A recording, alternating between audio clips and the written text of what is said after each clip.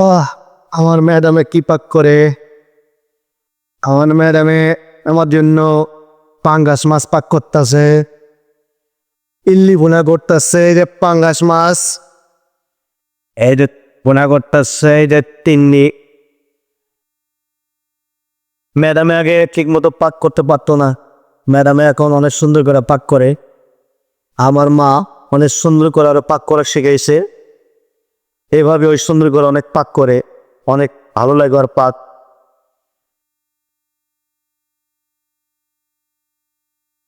এই দেখুন অনেক সুন্দর করে পাক করতেছে, তিল্লি ভুনা।